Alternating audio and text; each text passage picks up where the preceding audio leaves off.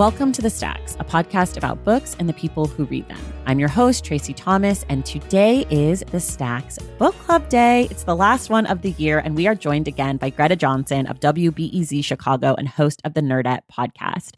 We are talking today about True Biz by Sara Nović, which is an engaging novel that follows the complicated and intersecting lives of a group of students at a boarding school for the deaf. Greta and I dig into who is the audience for this book, representation, and a lot more. And there definitely are spoilers on today's episode, so please make sure you've read the book before you listen, or if you don't care about spoilers, feel free to listen on. Make sure you listen to the end of today's episode to find out what our January 2023 book club pick will be. Quick reminder, everything we talk about on each episode of The Stacks can be found in the link in the show notes. If you love The Stacks and want more of it, head to patreon.com/The Stacks to join The Stacks Pack. You get perks like our bonus episodes, our Discord channel, our virtual book club. And right now, if you join The Stacks Pack between now and January 31st, 2023, you get access to our book tracker. This thing is completely customizable. I'm obsessed with it. You can track everything you read, page number, author identity, genre, and you can make it fit with your reading tastes. And it's private, so you don't have to worry about other people liking or judging your reviews. Head to patreon.com/The Stacks to join and get your reading tracker and the rest of the awesome perks. And of course, a huge thank you to the Stacks Pack for supporting this show all year long. I could not make it without you. All right, now it's time for my conversation with Greta Johnsen about the novel True Biz.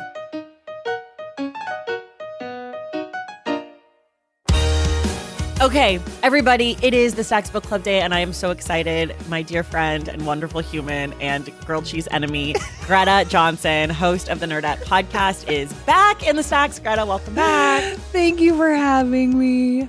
Thanks for coming back after I attacked you last time. I did have a grilled cheese last night for dinner in honor of you and this conversation. And you know what? Sweet. It was perfect. It was cheddar, jack, sourdough bread, butter on the outside. That's it. That's the list. Wow.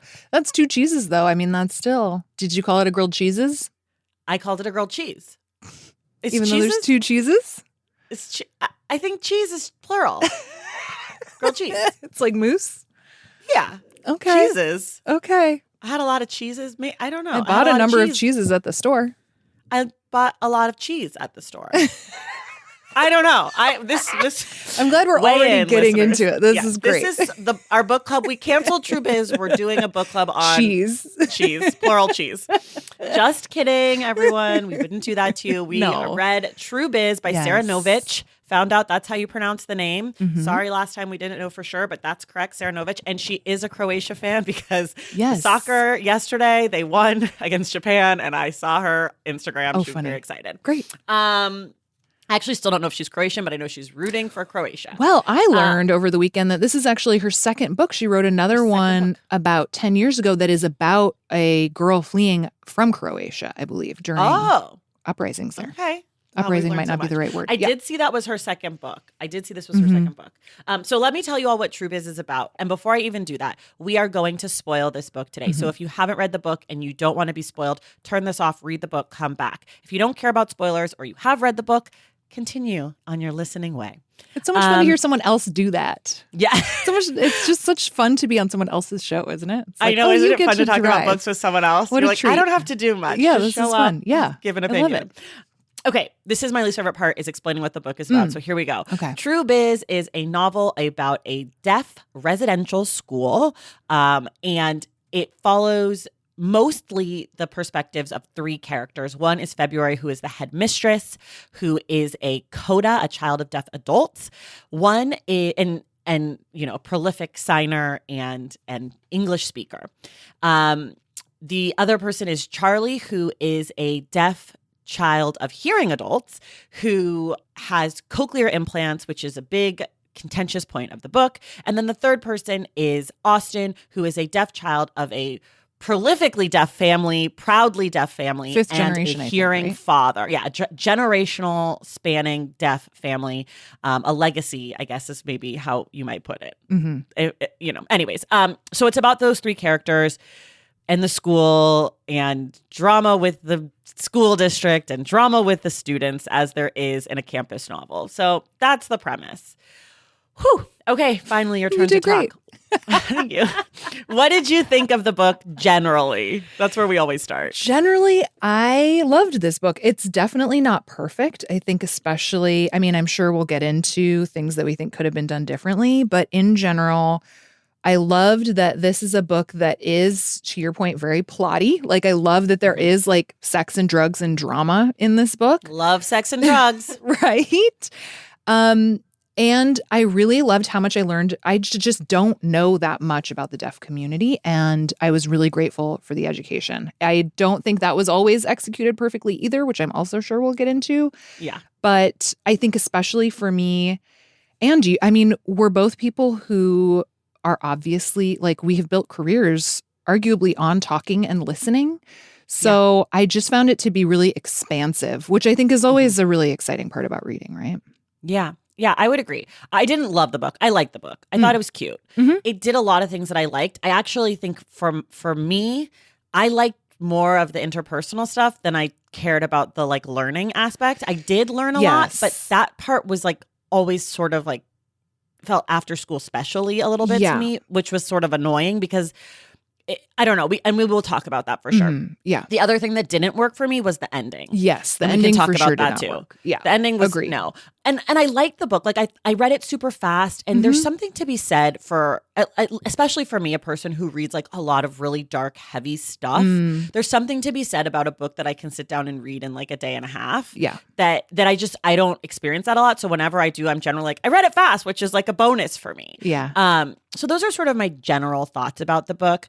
I think we should start with sort of the context of the book about the learning aspect, because one of the things and then we will talk about the plot and the actual characters, but I think we should set it up that way just because from every single person that I spoke to who has read this book or mentioned on social media when we announced the book club pick, almost to a person, everyone said, I learned so much. Yeah. As the first thing they said about the book. Yeah. I liked it. I learned so much. Yeah. And I think that that's really, really interesting in a novel because it makes me wonder about the rest of the book.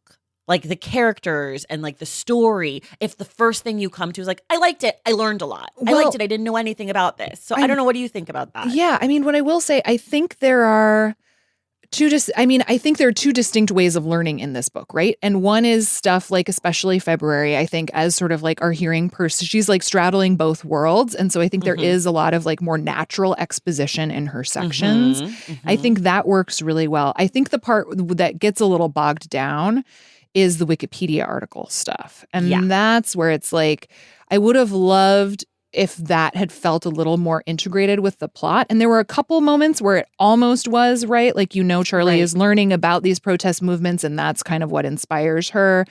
But and it's funny because I thought about like, what if that were better integrated? How heavy-handed would that feel? I don't know. But I think that's the part that got tricky. And I totally understand. I mean, we mentioned this very briefly last week, the idea of audience and like who this book is for. This book is absolutely for a hearing audience that knows very little about deaf culture or American Sign Language.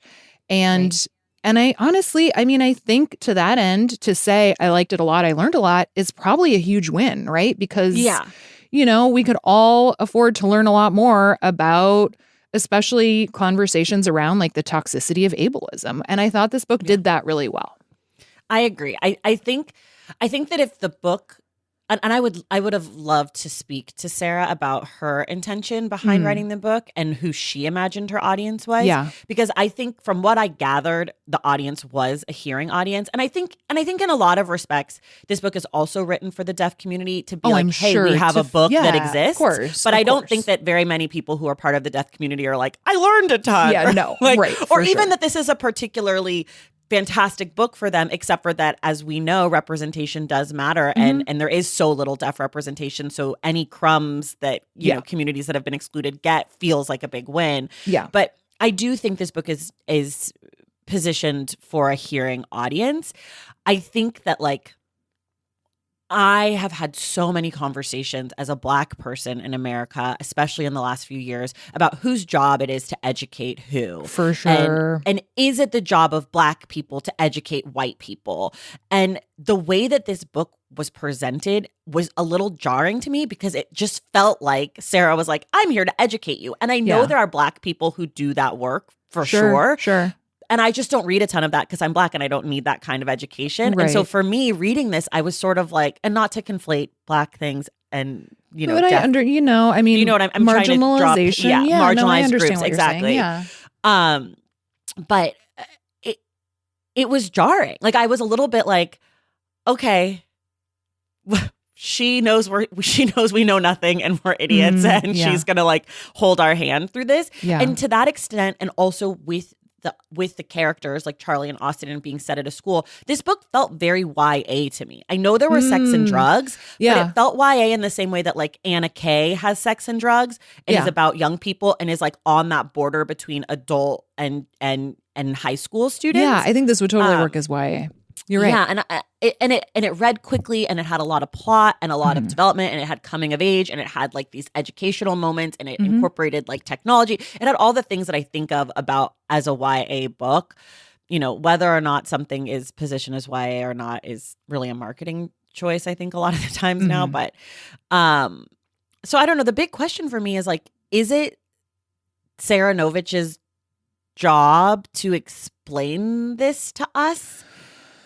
You know? Yeah, totally. And I think to your point, like it would be really interesting to talk to her about that too. I think just to like, you know, hear what she has to say about it or see what she has to say about it. I think no, the answer is it shouldn't be anyway. But I think to your point, often that is what the experience of marginalized people is, right? I mean, I think about even my own experience as a white woman, like explaining sexual harassment at work to my dad or whatever, right? Like there is and it's like, sure, would I appreciate it if he like would go out and read some books about it? Yes. However, I also know that like my own lived experience can have impact for him in a way that maybe reading a book wouldn't, in which case, like if I'm up for it, maybe that's a good thing, you know? Right. And I'm not always up for it. And, you know, I think you're also right that like certain people are like more willing to take that on than others. And I could see the argument that especially in a culture that is so marginalized where we just you know,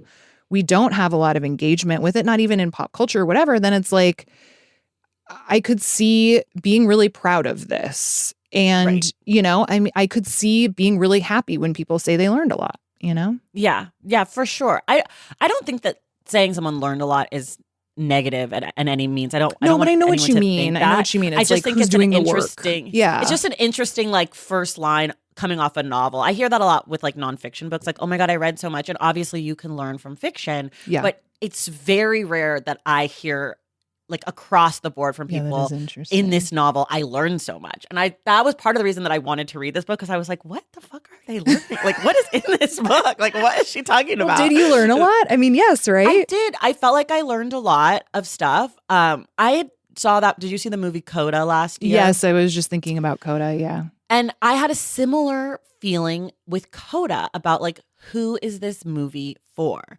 And it felt like, aside from the representation piece of it, it was a movie for hearing people. Yeah. You know? And like, I look forward. I guess what I'm trying to say is like, I'm glad these books and movies exist. I look forward to when deaf people have a place at the table where they can just fucking write a book about deaf people, and it's not like, here's a Wikipedia article on, and like, here's what the letters look like, or what like.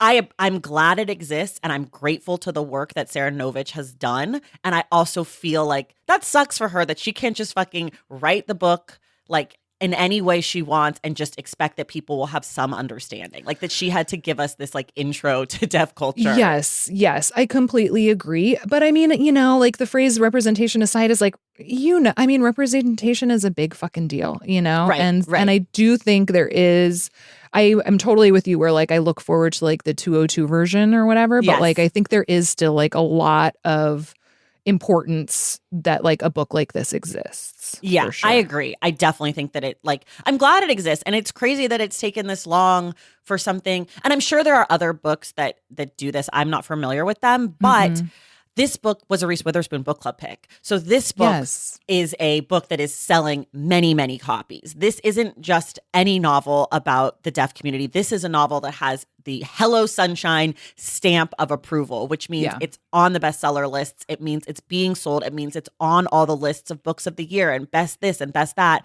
And that, to me, is huge. I mean, right? Like, it's just like Coda. Absolutely, of course. Coda's not the only movie that ever had deaf characters, but Coda is an Academy Award-winning film, and that means so much. Yep. So yeah, I just wanted to kind of, I think, start there because I think that all of that sort of shadows the rest of this conversation I think so in a too. lot of ways. And, you know, coming to all these hot topic issues like representation matters, the other thing that really stuck out to me in this book was about privilege. And absolutely. I think what I learned the most, I mean, I definitely like learned like grammatical things about ASL and like linguistic moments. But I think what I learned the most, and this stuff came in the plot and less in the lessons, which is what I liked. Yes. I think the most interesting stuff to learn was in the plot and not the lessons. That's exactly right. That's exactly right. That's how I felt too.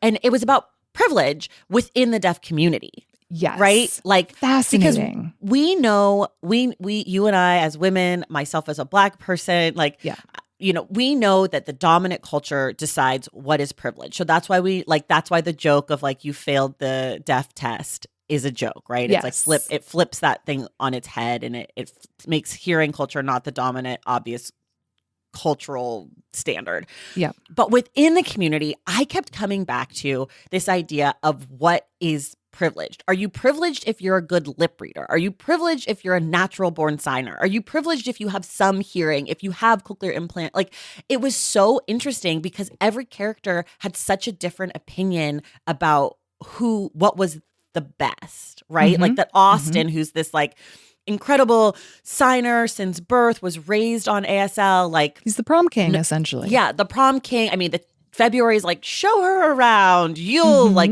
get her going. And that like this was this really important thing. But then he, you know, looked at her and was like, oh, like, what does that sound like? You know? And like, I just found that really to be the thing that I was the most interested in about like the status and the privilege within the deaf community. Yeah. Because it felt like a lot of it felt like it was outside of what the hearing community thinks or feels about them. I think you're totally right. I loved the privilege elements. I think the other thing that I kept going back to that I still find myself thinking about that I just find really fascinating is just thinking about communication in general and the different ways we do it. And, you know, especially I think as, again, someone who spends a lot of time talking and listening, also I have like a super rare genetic eye disease. So my vision is deteriorating over time.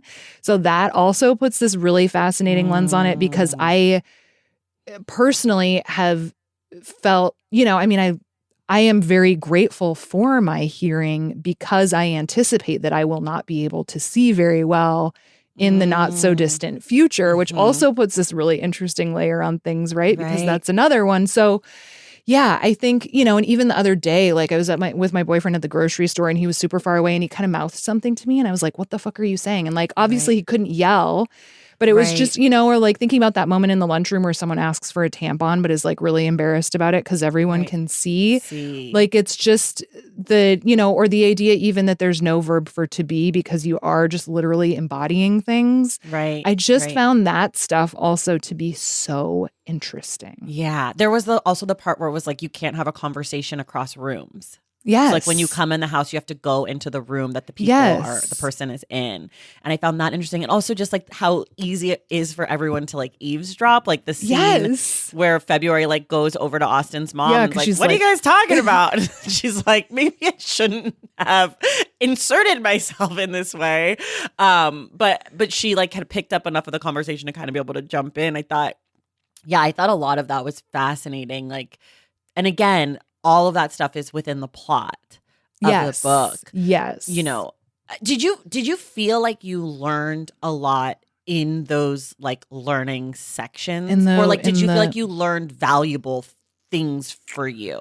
That's a great question. I don't know. I think the most interesting stuff was in the plot. I could see those sections, I think, especially to your point, like, definitely feel YA. And then it's like, are you reading this with a high school group? And how informative is that? You know, Right. I could see that being really, because there are like exercises and stuff, which like I definitely did not do any of the exercises. Did you? Of course. No. I did. So I used to like know a little bit of sign language. I don't know how I learned it. And I was like definitely like practicing, like doing my like alphabet. Yes. A bunch as I was reading the book. Like I was just like constantly doing it. And I did find myself like doing okay a lot, like as I was reading along, just because it kept coming up. And I don't, for whatever reason, it like does feel really nice on the hands. It is really cool. I learned The Circle of Life from The Lion King in sign language. In, like third grade. I know True Colors by Phil Collins. Wow, amazing. Say you went to a hippie school in the Bay Area without saying you went to a hippie school in the Bay Area. God, we haven't talked about that. My mom grew up in Oakland. Oh, that's where I'm from. That's hilarious. Maybe she knows it too. Oh, she did? With Tom Hanks? Yes, she did go with Tom Hanks, actually. She's just a couple years behind. Anyway, the other thing I wanted to bring up is that, so the first time I read this was much earlier this year, and I read it in eGalley form. This time around, I actually listened to it because I do a lot of audiobook listening, which is also fascinating, partly just because obviously the subject matter is about not hearing or speaking with voices. So there was, I like kind of felt weird about it, but it was very interesting from like a listening experience for sure. Talk about it. So the main thing they did, which I think was at first was very distracting, but turned out to be pretty cool, I think, is that during the ASL dialogue, they actually had, they recorded Sara Nović signing the dialogue, and they played that audio during the audiobook, which so like when she was reading the dialogue, you could also kind of hear like the hands moving or like touching or whatever. Yes, which mostly just sounded like rustling, right? Okay. Because, you know, but there are some signs, like I think swear like has some, like I think you put your hands together like or something. Like a percussive element. Yes. So now and then you would hear that. It was, you know, I'm sure they spent a lot of time talking about how to do the audiobook treatment of this book. And yeah, I'm not sure it totally worked, but I'm glad they did something with it, I guess is what I'll say. Yeah. You had mentioned that to me, and then someone else in the Stacks Pack was saying, like, I listened to this book and I can't imagine reading it off the page. And I was like, that's so interesting because I read it off the page and I can't imagine listening to it because of the way that the writing is formatted on the page, right? Like that it's italics when it's when it's being ASL, and that it's like kind of indented on different sides so you know who's talking. There's also no quotation marks, even in like the English, out loud English part.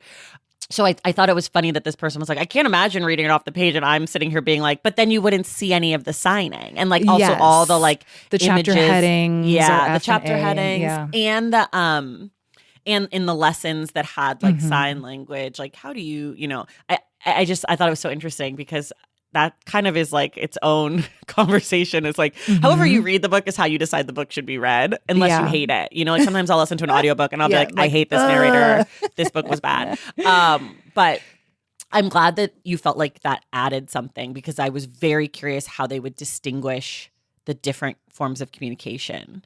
Yes. Yeah. I thought it really worked and was super interesting. What was I about to? Oh, so did you know there's a Black American Sign Language? I thought that was fascinating. So I did not know that there was a official Black American Sign Language, but I did know that Black people had some different signs. Sure. So I like, just like, you know, in American English, like different slang, but I didn't realize it was sort of its own thing. We should talk, I guess we can talk about this now. I do want to talk about how race was brought up in this book because that was a little itchy for me. Again, I think that Sara Nović had a very, very difficult task in front of her. Oh God. If we assume that she is teaching all of us about deaf culture and ASL and the relationship to English and hearing and all of these things, and she's taking on, you know, these huge ideas about privilege and activism, and she's taking on race, and she's having like different kinds of hearing people, like she's doing a lot. Yeah. I think that this part felt really white person talking about race in a way that was just like, we don't have to do that. Yeah. Like we don't have to have you have Austin feel icky about being called a racist. And like, it's like, oh, poor Austin, he made a mistake. I'm like, I would much rather have had like 3 or 4 chapters from Kayla being like, fucking Austin does this shit all the time. Like, he's a little bit fucking racist and he gets on my last nerve, instead of them setting up Austin as like, he's so privileged and like he's the golden boy. Like, no, fucking let the black girls say what they want to say about this boy. Yeah. You know, and like it felt like, and then Charlie's like, I feel weird about what happened with Austin. Feeling and weird. I'm just like, and also, okay, is Charlie is something not black and not white? Oh, I assumed she was white. So her name is Charlie Serrano. Oh, sure. And she says something about her skin color being like, how about Austin's skin being so white and her being like tan? Oh, interesting. I missed it. But it was very unclear. Yeah. I wasn't sure. It came up like once or twice and I was like, you know, maybe she's like a Serrano from Spain. Sure, right? Like maybe she's white with like some Spanish or Hispanic whatever. Olive tone. Or maybe you know, she's not nothing. It just was very unclear. And that also felt weird to me because I couldn't quite figure out, like, does she feel weird because she feels weird that maybe Austin thinks about her in a certain way if she is some shade of brown? Like, I don't know. I just felt like it was not, I didn't feel like it was handled like in any real way, but it was in there just to be like, we have to check this box and like make sure we mention BSL. Yeah, that's a really good point. I mean, I guess again, back to the lessons, like I think especially the idea of this super rich language coming out of the intense oppression of segregation, I did find really cool and interesting. Yeah. But you are totally right that like maybe she is doing a lot and maybe she didn't have to do that. It also reminds me of something else that I found myself thinking about, which is, you know, you mentioned we mostly hear from those 3 main characters, but there are a couple random chapters from other characters. We have one from Kayla, one from Elliot. We have one from her mom, one from Wanda too, I think, right? Maybe not from Wanda. Maybe. We have one, I think, from the wife. Yes, that's what it is. Yeah, I'm curious what you thought of those because I completely understand the desire to create plurality within this representation. I think this book generally does a very good job of showing that there are a lot of different versions of what deafness can look like. And I think that's really cool and important. But I did feel like this book, in a number of different ways, was just like trying to do too much. I agree. I fully agree. I felt like if we were going to have those, I would have wanted more from Elliot earlier. Yes, totally. That felt really wedged in. I really wanted a lot more from Elliot. Yeah. The roommate, Austin's roommate. Yeah. I do think we got one from Wanda. I think you're right. I can't quite remember, but I do think we got one. And Kayla. I wanted more from Kayla. Especially because she became this important, you know, figure who comes in to teach us about Black things. I would have liked her to be set up a little bit more. Yeah. Because then it would have like if we knew her better, maybe that wouldn't have landed as so much of like white guilt. But because we knew Austin so well, and we've been with him this whole time, and then she pops in to be like, "Yeah, I made Austin do a TikTok." Like, okay, like. Yeah. That's what you're going to give us for the Black girl? Like, she's just going to be annoyed with him and be like, but I made him do a TikTok and we're friends again. Yeah. Whatever. Like, she does call out Charlie in a way that I thought was kind of cool. That whole, like, this is the last time I'm going to tell you, you know, like, you figure it out for yourself next time. I thought that was, you know, like a good nod to that work. But no, I totally hear you. So to that end, then, would you rather have had, because I could see from Sarah's point of view, like, not being comfortable writing from such a different viewpoint as her own. Would you rather Kayla be written shittily or just not exist at all? I guess you're arguing she already is written shittily, huh? Yeah, I would have preferred her to give Kayla a little bit more. Like if Kayla had like maybe 3 chapters, like when she first meets Charlie, if she had a chapter of like, I'm living with this rich white girl or whatever she is. Yeah, that was hinted at, but not done that well either. Yeah, you're right. And like, and we got a little bit of her backstory. And then like maybe, you know, the first time she sees Austin and her like kicking it, she's like, I don't fuck with Austin. He's always doing shit, whatever. And then we get the scene with the racism, and then we get one more Kayla moment. Yeah. I feel like that could have been enough to not where like Sarah's having to write like a whole entire Black character that maybe she doesn't know how to do, but just giving us a little bit of insight into being a Black girl in this super feels like white space. Yes. I mean, her girlfriend, her friend who's like in the drama, I think she's also Black, was my assumption.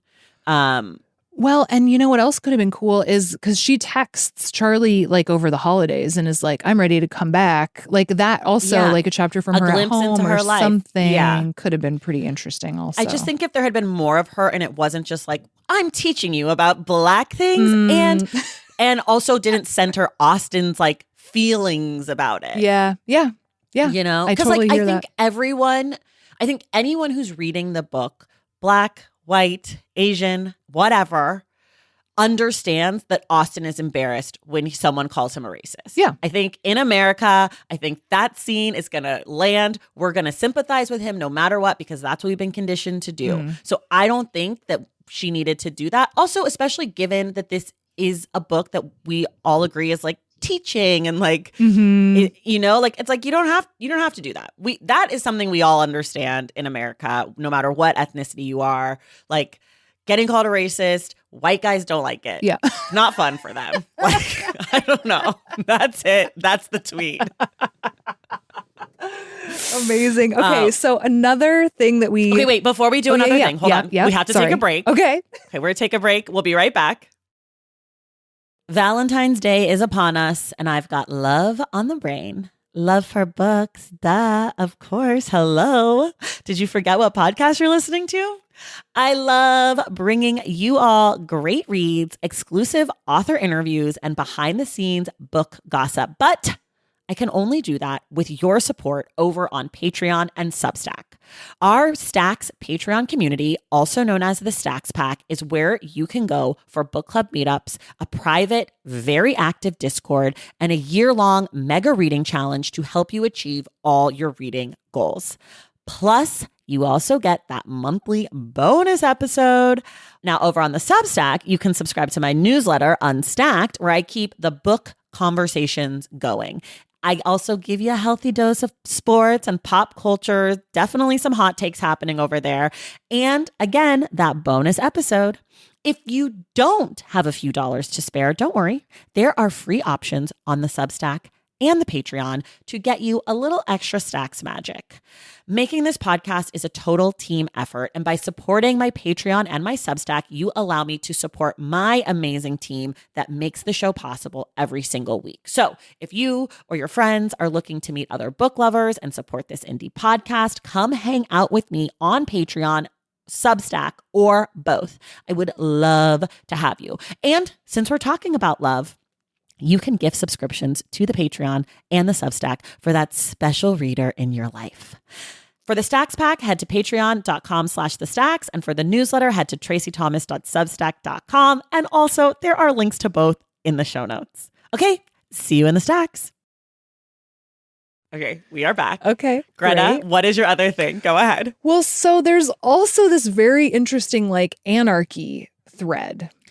Yes. Which I think the book could have existed without it altogether. 1,000%. Okay, I took so many notes about Kyle / because I kept taking notes being like, am I so old and washed that this little like white boy anarchist is doing nothing for me? Because here's the thing about me. I love a steamy moment in a novel. Sure. I love a love triangle. I love an affair. Right. Like, this is very much what I am living for. And I was like, Charlie, girl, no. Yeah. This boy is whack. He's boring as fuck. He's so basic. I know exactly who he is. He's like the white boy who's like, totally. I'm an anarchist. And then in 5 years is literally going to be working at like Goldman Sachs or whatever. For sure. Know? Yeah. He's extremely propped up on a white supremacist patriarchy. Absolutely. Well, I don't know. I mean, I will say, I think maybe the Kyle / character is interesting from the point of view of like being a hearing person and like seeing them interact and the way that like he doesn't treat her as if she's fragile or if there's something wrong with her, which I do think is an interesting dynamic. And I am glad that exists in the book. And I'm glad that existed for her. But yeah, the rest of it is just like, I mean, that house sounded gross. Like every time we read about those sections, I'm just like, this is not going to be good. And like, I did drugs in high school too. I'm sure that was on purpose. Like, I don't know, I'm sure man. it was on purpose, but I'm old now. And so I'm just like, Charlie, girl, go back to your school. Go to the vending machine, honey. Go watch YouTube with the girlies. Like, you don't need this. You don't need to be doing drugs and drinking with these weirdos at this nightclub. Like, honey, you're at boarding school. Your parents aren't even there. Yeah. Like, what's happening? Yeah. Well, and then again, back to these like lessons we're getting about the history of anarchy and like the the pressure cookers. It's just like, what are we doing here? You know? Right. And I mean, that part was also so fucking white. Like when you talk about anarchy, like they went with France, but they could have easily gone with like Toussaint Louverture in Haiti. You know, like they could have fucking gone black there. Why not? Yeah. You know, the little white boys love a black hero. They would have loved to be like, oh, we're the Toussaints. Like, that's our band. You know, like they didn't have to do Robespierre or whatever the fuck. But I feel like I do want to talk about the ending, but I want to save that for a little bit later because it's connected to this. Just while we're on the topic of me not liking Kyle, who were your favorite characters and who were your least favorites? Oh, that's so difficult. I don't know. I mean, I think going back again to the idea of like the plurality of experiences that we're getting in this book, I thought they were all super interesting. So I think I was less likely to pick favorites as I was to like just be interested to peek in on these different, like you're right, Austen is like kind of a tool. He's definitely like the golden child and he moves through the world with a lot of ease. He's obviously extremely privileged, but I don't know. I thought the storyline with his little sister and, you know, especially like his mom bringing up the safety concerns around not being able to hear and being a woman. Like I thought all the characters were super interesting. I think, I'm trying to think of if there was someone I didn't like. I mean, maybe like the chem teacher or whatever, but I don't know that even like, again, loving a love triangle. I'm into that. I guess maybe I didn't like the wife. Was it Mel? Yeah. She seemed kind of mean. Like, wasn't there a point where she even said like, I don't like you and then slammed the door? Like, it seemed like. Maybe. I don't know. She didn't leave a huge impression. My least favorite was easily Slash. I mean, that's yeah. Was that rapey? He was old. He was a second year senior when they met. I did that math. Yeah. Yeah. And so he would have been at least 20 or 21 and she was 16. Not necessarily. When the book takes place. I was 17 when I graduated from high school, right? So even then second year, so he could have been 18 or 19. It's still sketchy, but it's okay. So he's somewhere between 19 and 21 when this book is taking place. Yeah. And she, we know, is a sophomore, so she's 15, 16. Yeah. It's not great. It's not giving what I want it to be giving when I talk about loving a steamy moment in an affair. Yeah. I'm not really looking for adults having sex with children. That being said, I still didn't like Slash for all the other reasons. No, Slash but was I kept doing the math, being like, how old are you? How old are you? The problem with all that stuff, though, is like, you know, I think about My So-Called Life, which is when I'm like, oh my God, that show was like impacted so heavily on me. Of course you love that show. I cannot stand that show. I was never into it. I was more of a Dawson's Creek girl. Aside from that, Claire Danes was 14 and Jared Leto was what, like 25 or something. You know what I mean? Like most of the pop culture that we see that even is high school stuff is either they're both super old or one is the actors younger. Or the characters? The actors. What was he supposed to be? He was supposed to be a couple of years older than her. Well, that's also like Never Have I Ever. But also Flunky. Where I was just thinking that. Paxton Hall Yoshida is the guy who plays him is like 31 and she's like beautiful. 16. You know, when I found that out, it did kind of ruin that show for me. I mean, I still love the show. When I found it out, I liked it more. I liked it more because I was like, I don't feel creepy for having a crush on a 31-year-old man. Where I would have felt very icky if he was 16. I would have been like, you are his mother. I do adore Noah Centineo. And he's, how old is he? He's like 17 or something probably. No, I bet he's at least 21 by now. Who's that? Noah sent the boy from To All the Boys I Loved Before. Oh, I never saw that. Oh, so cute. You'd probably hate it. So I like cute and cheesy in my watching programming. Yeah. Oh, so I don't like it in my reading. So maybe. Yeah, I keep meaning to do it, but then I'm like, should I read the book? But maybe I'll just watch it. The books aren't as good, actually. Anyways, so okay, that was my least favorite. My favorite was Kayla, and I really liked Elliot. I just wanted more from them. I don't know if they were my favorite, but I wanted more from them. And like you, I really liked Austin. I think of like the main characters, his story, and he was my favorite, even though he was flawed. Yeah. And I think it's because he was flawed. I feel like maybe Sara Nović felt like she had permission to write him flawed and like kind of to be like this golden boy and like very privileged. And I think that freed up his character from having to like represent too much or be too much. Yes, and he had this whole family lineage to add perspective, whereas Charlie and February felt much more isolated in their families, like only children. True. Of parents who had different experiences with hearing than them, whether it was coda or hearing parents, whatever. And so I felt like Austin was definitely like the most full character and family and debate going on. Like it just felt the most rich to me. I wonder whose family is the most, or which character is the most similar to Sarah's own experience. I have no idea, but I think that would be really interesting. I just assumed she was like February because February is the adult in the book. Sure. And so I was like, Sarah's the adult in the writing and February's the adult in the book. They're the same. And I also think like that was something that I thought was really, really interesting in the book that I learned that I loved was that a lot of people can't sign and speak at the same time, which February does. And I didn't understand why that was so rare until I understood that ASL is really its own full, complete language, and it's not an interpretation of or a translation of American English. Thought that was really interesting. And I thought it was so interesting that British Sign Language is more different than American French. Sign Language than French. Yeah. And I thought that was so fantastic. Yeah, I thought that was really cool too. It's fun, like having read this book, I've gone to a couple performances since then that have had sign interpreters. And it's like so much fun to watch them interpret. I mean, just the embodiment of words is so fucking cool, you know?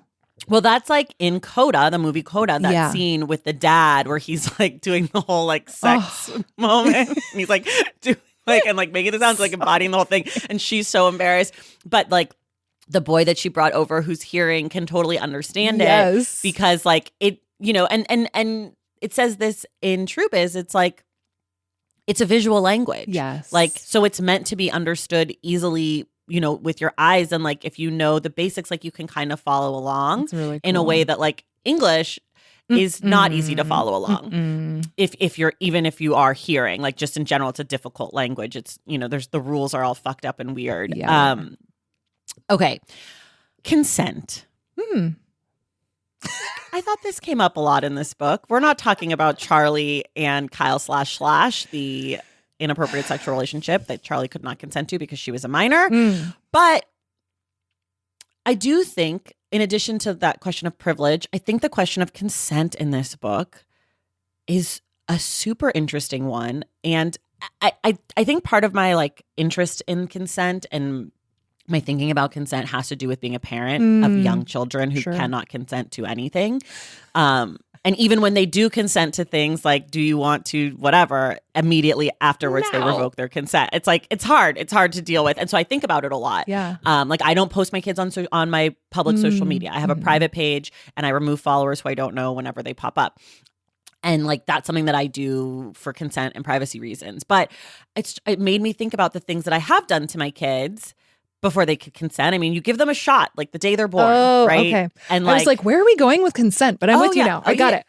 Because I'm thinking about the cochlear implant. Yes, totally. Right? And like that technology and what do parents owe their children's bodies before they can communicate, let alone consent? Yeah. Right? Like this baby Skylar, Austin's little sister, they want to put implants in her. And obviously, like, of all the families in the book dealing with these questions, it feels like Austin's family is the most equipped to have the information. An informed decision. Right? Yes. An informed decision. They Totally. have a hearing dad. They have generations of deaf people. Yeah. They have raised children safely and to be full realized human beings, as all deaf people are, without cochlear implants. Yeah. However, they do know that the technology has changed and that this is a potential thing and that the school is closing and all of this stuff. So I'm glad that that conversation was happening there, in addition to the conversation with Charlie's family, who really didn't know as much about the potential. But should parents be able to do these things to their children because here's my thinking, and like this might be wrong, but my thinking is that parents should be able to make these decisions for their children. I gave my kids the COVID vaccine. Yeah. I give them a flu shot. Like, and I know that those things are accepted broadly and accepted by myself and my husband, but like, well, I think those what are if different. We find out later. Those are different. I don't know. I think they're at least different in the framing, right? Because like deafness is considered a disability, right? Right. And so if there's something you can do to keep your child from being disabled, I think that's how a lot of people are thinking about it, right? And I think I agree. The framing in this book obviously indicates that they're like it's much more complicated than that. I think in the case of Charlie, she's very clearly saying she doesn't want any other stuff in her brain. And I think she should, even if she's not 18 or whatever, I think that should be respected. And her parents should be able to trust that like she knows for herself, at least at that point, what she needs. At 16. Yeah. I think it's otherwise super complicated. I mean, it reminds me of a conversation I had around my eye thing, which is like I'm going to try and make this as concise as possible. It is possible that CRISPR, like gene editing technology, could fix the eye disease I have. And I remember once being interviewed by someone about it. And she was like, okay, but is this super ableist for you to not want to be blind someday? And I'm like, yes, but I don't want to be blind. You know what I mean? And I think it's different if you have experienced the thing and like the thought of losing it. Like, I think that is a very different equation than like if you just were born without it altogether. Right. But I think it's just really complicated. I think especially in the case of a family that's for whatever reason not equipped or able to provide for a deaf child the way they need to be. Right. Then I don't know. Yeah.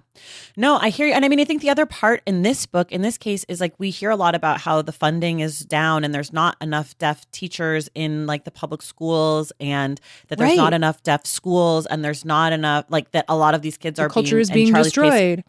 Yeah. Well, and in Charlie's case, she's being put in a special education class because they don't know how else to deal with her, and they're putting her in a room and no one's communicating with her. And like all of those things are also super, super fucking harmful for children. And so, obviously like the COVID thing is not an exact one-to-one, but I do think like, let's say you had a child and you knew that they had, sight issues and there was a surgery you could do to help their eyesight. Like, I don't know. I think that parents should be able to do that for their children, but I also think that parents have to answer to their children. And I think that that's what Charlie's parents don't do. Not at They don't all. answer for their decisions. They say, I'm sorry, I thought it was the best thing to do, which fine, that sort of is. But like, let's have a fucking conversation, Mom. The shit is leaking into her brain and electrocuted her in her head. Like, and she was telling you guys something was fucked up and nobody was listening to her. And like, I think that says a lot of just about how adults treat children, and like they don't respect kids and they don't listen to kids and they don't believe kids, and like, listen, kids can lie and be awful and break your windows regularly, but in my house, but like they know what's going on. Well, and I think it goes back to just like the toxicity of ableism, because it's true that and I think this is what, Austin's parents talk about too, like if we lived in a world that were more supportive and accepting of like a diversity of humans, maybe the idea of someday going blind would be less terrifying to me, but like as it is, it's going to be hard, Right. And and like, like I just think that's partly, if the world were more generally accepting, I think all of that would feel very different. Yeah. Yeah. I mean, because it's like ableism is water, right? Like Yep. that analogy of like racism is the water and we're all fish swimming in it. Like it as a person who is not disabled, like it's hard for me to think outside of that framework because I am, privileged to have all of these things. Because you don't have to think about it.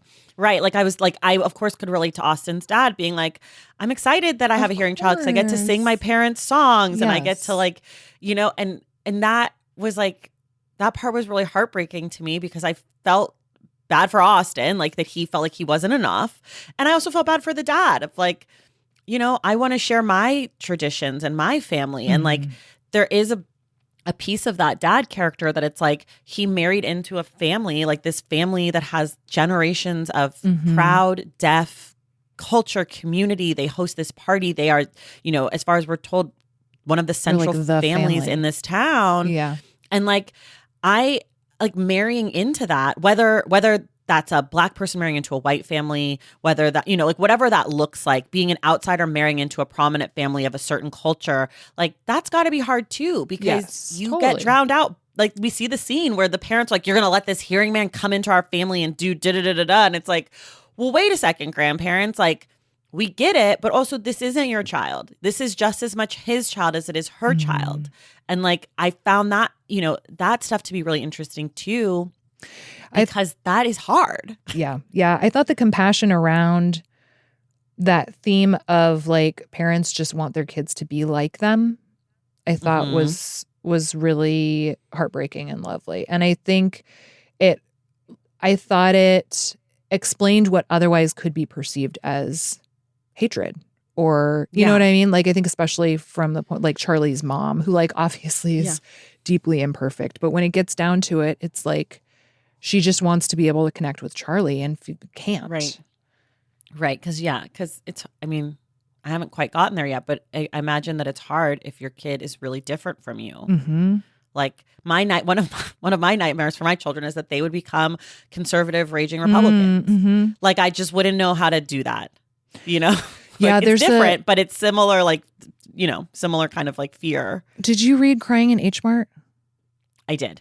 There is a line in that one where like her mom says, I think it's like, I just don't know anyone like you. And it's heartbreaking, right? And it's like, because they didn't connect all the time, but like they tried. And I thought that was, it's really bad. Yeah. Hard. Okay. We have to do the ending. Okay. Let's do the ending. Okay. So the ending of this book is a weather vane underground moment of potential weather underground. terrorism. Weather underground. Not weather. Whatever. Potential. Well, maybe this was the weather vane underground because it didn't quite go through. Yeah. But so Charlie and Austin are like, fuck it, they're closing our school, we're leaning into the angst. And then Elliot's like, hey guys, I also want to lean into the angst because I was in a car accident, my dad died, my mom went full born again, and the church attacked me, assaulted me, poured hot wax in my ear to try to cure me, and burned my entire face. Shout out to Elliot. I know that you're not a real person, but god damn, Elliot, I'm so sorry that happened to you. What a hellscape. So Elliot's like, I want to come too. They go and meet up with Slash and them, and they take their pressure cookers to make bombs to blow up the cochlear implant factory in the town. February and Wanda foil their plan. They figure out where they could be and what they're up to. They go, they stop them from bombing the factory. I wish y'all could see Tracy's face while she's describing this. It's so good. Theater major. They take the students from the school back to the school, and they leave Slash and them with their bombs and tell them to go home. But February says it's just a bunch of parts now, implying that she like had them dismantle the bombs. But we find out at the very end of the book, in fact, no, there are a few days or weeks later is a bombing at the cochlear implant. And we assume that it is Slash and them acting out in solidarity with Charlie, Elliot, Austin, and the entire deaf community in this town in Ohio. Sara Nović. I'm so impressed with so much that you did in this book. But let Charlie, Elliot, and Austin blow that shit up. If you're going to blow the shit up and no one's going to get caught and it's not going to be a thing, then fucking let those kids do it. Yeah. Just let them blow it up. Why does it matter? Nobody got caught. Nobody knew who did it anyways. No one was hurt. Let those kids burn that shit down and let's keep it moving. Give them the victory moment. Why are we giving the victory moment to Slash and those weirdos? It is so interesting because we're like dipping our toes into anarchy, but then it's like, oh no, we can't actually let the children... Like they have to stay pure or something in a way that's like, okay, like, are we going there or are we not going there? You know? I want her to go. I don't know that. I mean, I think my preference would have just been to remove all the anarchist shit. And yes, that would have been my first choice. Because I do, like, I will say narratively, I liked the, like, you know, the opening pages are February's like, oh, fuck, I lost kids. You know? Yeah. And that's super compelling. It creates a lot of narrative momentum that gets you through a lot of the story. And not that I think anything, you know, I think what's tricky with a book like this is that, like, I don't wish anything sinister to have happened to those characters, especially beyond what already has happened to them. But that conclusion, it just fell super flat for me. Yeah, I agree. I don't think we needed the anarchy stuff. I think there might have been another way to do some sort of activism because I think that was the important part is like that the deaf community has been advocating for themselves. And they have they have no choice. They have to. And historically, they were majorly important in the ADA passing. And like, so I think that lineage is really important. And I just wish she could have found another way to do it because to me, it's like, if you're gonna go here, like, let's just say that that's where we want to go. We want to go to this bombing of the cochlear. Then let's go. Yeah. Let Charlie do it. Let her be our hero. Why are we like saying like, oh no? Because again, nobody got hurt and nobody got in trouble. I think it would be different if we found out that like Slash and them were all arrested and 2 people died by accident. Like, I wouldn't want that for those characters. But the way that it stands, it's like, oops, this happened, and then the end. So like, why not let that oops, this happened be those kids? Yeah. I do think also, I mean, odds are the explosion actually isn't going to make a difference, right? So there is, you know, like, I don't know. I think that's a broader conversation about like activism and what does and doesn't work and, you know, what should and shouldn't work or whatever. I also think there's a version where they save the school. And I don't know how annoyed I would have been by that, you know, in terms of just like saccharine, whatever. Yeah. I mean, what I will say is that I think this is something we both agree on. We are both plot people. Like, I love when stuff happens. I especially love when I'm like completely surprised by it, not in like a totally unearned out of the blue way, but just in a like, oh my God, I did not think of this like weird turn that we're going on now. What a fun ride. Normally, with an ending that's this disappointing, it would end up coloring the rest of my opinion of the book. Yeah. And I would be like, nah, fuck it. This isn't good. But I do think this, like, I think there was enough in it. And maybe it is like just because of all the educational elements of it. But like, I do still feel like it's a book that is totally worth reading. Like the way I ended up describing it to friends was like, the ending sucks, but it's worth it. Like, you should still read this because it's great. I agree. I think that the ending didn't damage the rest of the book. The ending sort of feels like this separate thing in my mind that sucked. Yeah. And like the rest of the book kind of lives somewhere else from that. Right. Isn't that funny? Because normally I'm like, no, this has defined the whole thing and it's just not good. Yeah. Yeah. And I was so curious how she would end it, which you're right. It's set up in that first little section. And so it makes it like you have to know what happens, which I always appreciate. Yeah, it's fun. The other thing is like knowing that this is a Reese Witherspoon book club pick. I know that like their criteria for picking a book, part of it is that there has to be a happy ending. And so I did know that nothing terrible was going to happen to Charlie because in my version, something terrible happens to one of those children. Right. Absolutely. Yeah. That's the version of the story that I would have wanted, I think, because I think that feels like life. However, because I know that there's a yellow sticker on the cover, I knew that wasn't going to happen. So I was curious what she was going to do to pass the Reese Witherspoon test. Not that that's what she wrote it for, but just that like that's a signal to me. Yeah, that's interesting. Okay, we're like running out of time. We have to talk about the title and the cover. Oh yeah. The title is True Biz. The cover is a hand kind of pointing up with one finger, your index finger lifted. Bright colors, purple, blue, red, maroon, green. What do you think of the title? What do you think of the cover?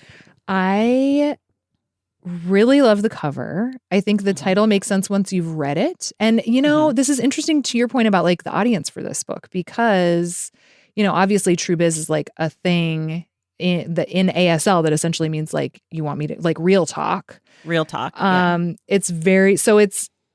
It's something that like could theoretically, I mean, it doesn't automatically appeal to a hearing audience, right? Because we don't know what the hell it means. But I think the cover is so colorful and fun. And I think the title, I don't know that it really fits for what the book is either, though. What do you think? Yeah, I don't know that real talk is necessarily like the center of this book. I like that it was like an idiom that's translated. Yeah. My biggest takeaway for the title was that I could not stop singing Tina Marie Square Biz. Do you know that song? Wow. It was in my head constantly. And Square Biz means the same thing. It sort of means real talk. And so I just was giving my full Tina Marie realness all weekend as I was reading the book, just being like, Square Biz to you, baby. So yeah, I'm not sure that it fit the story fully. It popped up a few times. I think the first time was in reference to baby Skylar being hearing the grandpa was like True Biz. And then we hear that February uses that as sort of like, if you tell me the truth, like I'm going to go lighter on you or whatever. And I like that she chose a deaf idiom slang term, translated slang term. That's true. Yeah. So I liked all of that, but I don't know, knowing what True Biz means, it didn't. One of my favorite things when we do book club books is when the title appears in a novel and I'm like, oh shit, like damn. Like the one this year was we read Toni Morrison's A Mercy, and it appears on like the last page of the book, and I literally was like, I have to read this sentence 15 times. Like I still think about amazing. It's so brilliantly done. And this is not that. Like it didn't have like a major impact on me. Yes, and not that usually true. with nonfiction it doesn't matter, but with fiction I'm like, what is True Biz? And the cover's cool. I think the cover pops. I love seeing it in bookstores. Yeah, there's no complaints about the cover. And I think that having a hand on there is necessary. Yes. Yeah. I think it's a nice take on, like, it feels trendy without being like too on the nose about it either. You know what I mean? Totally. Is there anything else we didn't talk about that you feel like we must speak about? I don't think so. I think we did it. I think we hit everything on my list, more or less. I know we didn't talk a ton about the plot of the book, but I think we got to talked about the structure and the big points. Yeah, and the story. We didn't talk about every little detail, but whatever. We never do. Let's be honest. It took me like 8 hours to read this book. I can't do it in an hour. Anyways, everybody, you can listen to the end of today's episode to find out what our January book club pick will be. Very excited about it.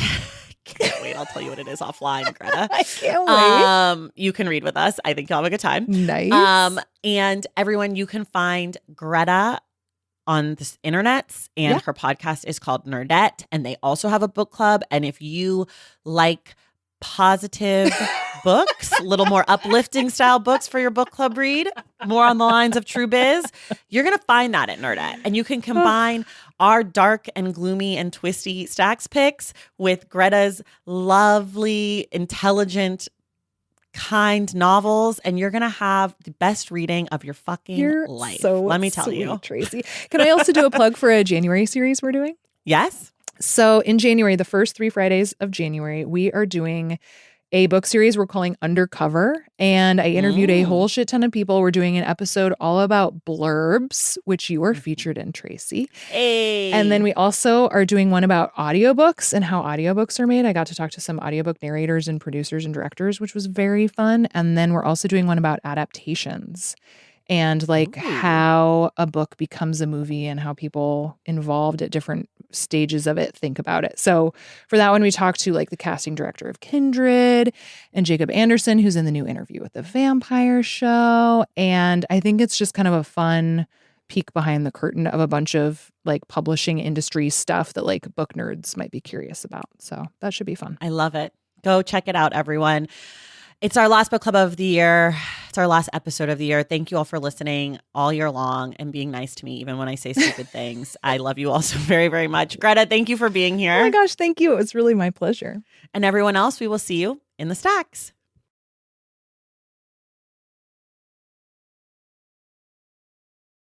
All right, y'all, that does it for us today. Thank you so much for listening today and all year long. I want to say a huge thank you again to Greta Johnsen for being our guest.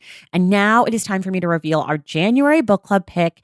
It is The Meaning of Mariah Carey by Mariah Carey. That's right. We're finally doing a celebrity memoir on this podcast. And this one is as juicy as they come. So be sure to listen to the show next week to find out who our guest will be and for our discussion on January 25th.